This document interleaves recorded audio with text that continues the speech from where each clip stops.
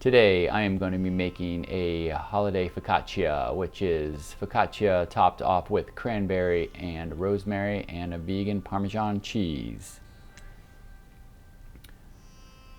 Last night I made the goulash, which is 200 grams of flour, 200 grams of warm water, 5 grams of dry yeast, 5 grams of either sugar or 5 grams of agave. So here I am. That sat in the refrigerator overnight and doubled in size, and I'm putting in some more 00 flour, which is what was in the goulash the night before, and I'm adding 200 grams of the 00, and I am going to add 15 grams of salt.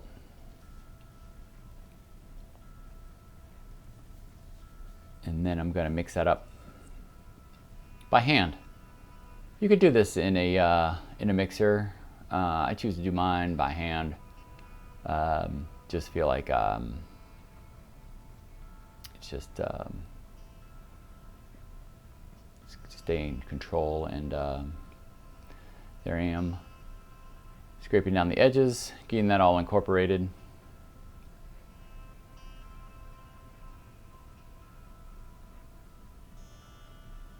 It'll just take me a minute here. As you can tell, I've sped up the process of incorporating.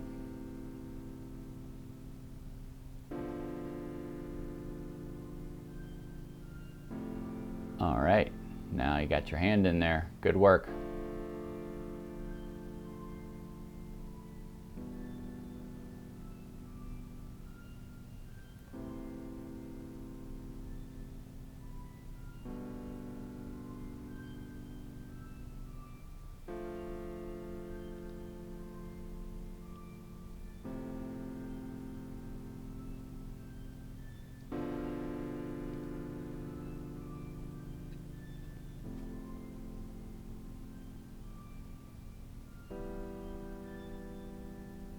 All right, so I'm getting that dough almost done, and as I'm finishing up the last second here and making sure it's all set up, incorporated everything, I'm going to cover with plastic, and it is going to sit for a couple of hours, and also it'll double in size, depending on the humidity of your kitchen. And after a couple hours, I'm gonna grab the dough back out and my divider. If it's still a little wet, I'm just gonna combine the flour in there and get to a nice dry dough. This part doesn't take nearly as long, and so as soon as that's done, then I'm going to divide this dough into 4 individual balls of dough, and so I'm going to make 4 different focaccias.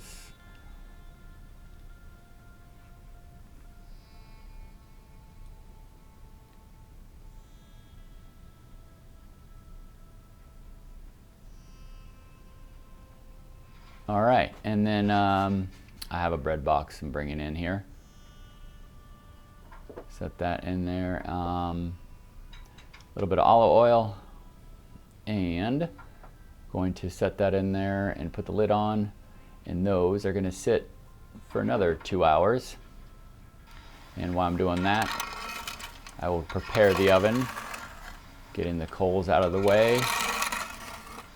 I'm going to add some more wood to get the flame up on the edges.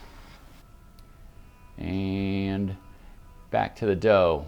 So it's been 2 hours, and they've risen the second time, and I'm just gonna get these plates ready and going to stretch this out by hand and do this dimpling. You can see my fingers going into the dough, which is you want to dimple focaccia, and then of course you run out of media, so you have to do a jump cut to putting on the ingredients. Now this first one is just cherry tomatoes and rosemary, and then now I'm getting into the cranberry, rosemary, and vegan Parmesan.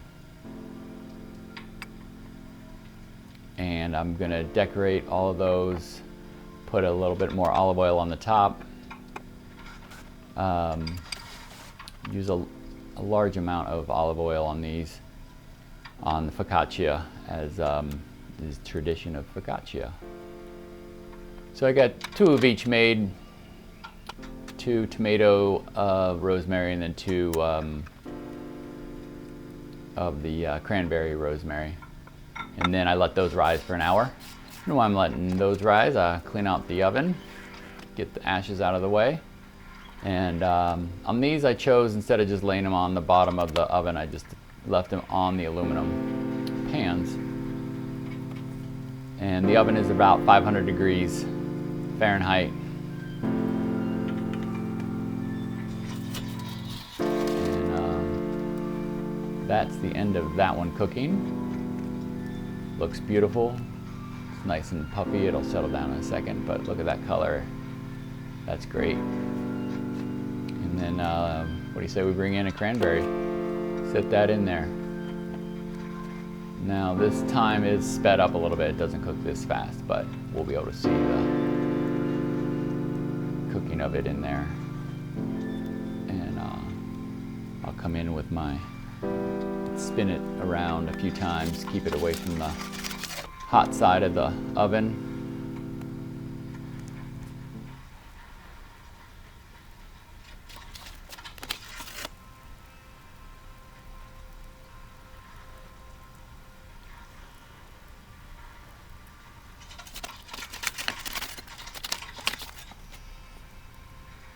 That looks nice. A little bit of a blister on that.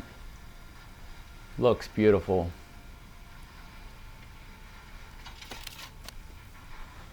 But how does it taste? Let's take a look at that. Oh, that's a great cut. So this cranberry, it's not a super sweet berry, so I wasn't afraid at all to put this on a focaccia, and tastes really good with rosemary. And it's just a nice simple bread that you can serve in the holiday season.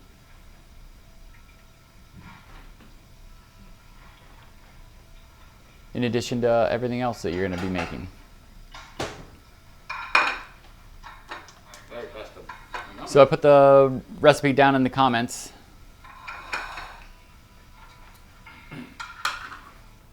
Here we go. Oh, we got, and then of course the tomato and rosemary.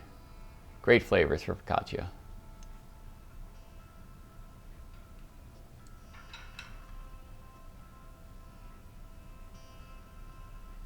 Awesome. And that's it. Thank you so much.